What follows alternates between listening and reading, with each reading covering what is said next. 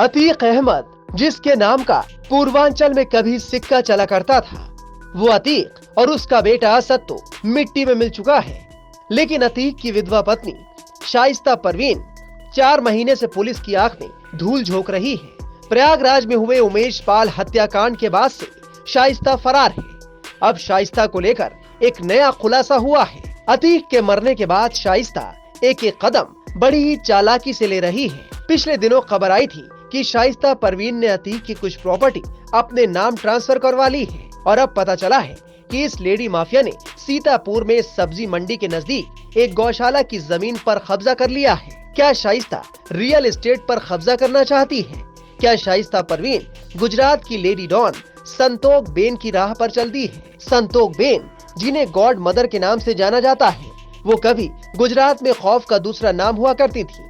संतोक Ben ने सूरत में ऐसा खूनी खेल खेला था कि आज भी उनके नाम से लोग घबराते हैं। काले धंधे में लगे संतोक बेन के पति को मार दिया गया था। पति के कत्ल के बाद घर में रहने वाली संतोक बेन ने पति की मौत का बदला लेने की ठानी। घर से निकलकर सीधे वो बन गई गुजरात की लेडी डॉन। पहले रियल एस्टेट के बिजनेस पर कब्जा किया और फिर ट्रांसपोर्टेशन। एक एक कर संतोक बेन ने अपने पति के हत्यारों को मौत के घाट उतरवा दिया। कहा जाता है कि संतोक बेन इतनी ताकतवर बन चुकी थी कि कोई अगर उनके खिलाफ कुछ भी बोलता तो वो उसे मौत के घाट उतरवा देती। संतोक बेन की तरह ही पति की मौत के बाद शाइस्ता भी लेडी माफिया डॉन के रूप में खुद को साबित करने में जुटी है।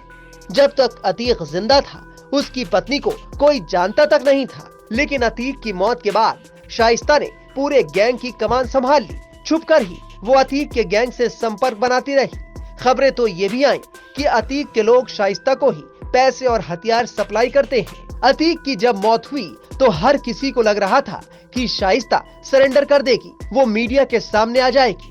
लेकिन शाइस्ता के इरादे तो कुछ और ही थे। महीनों से यूपी पुलिस की नाक में दम करने वाली ये लेडी माफिया जुर्म की दुनिया में अपनी पहचान कायम करने की कोशिश कर रही है। फिलहाल शाइस्ता की नजरें उत्तर प्रदेश की ऐसी प्रॉपर्टी पर है जिस पर वो कब्जा कर सकती है। Times now of Bharat digital की रिपोर्ट।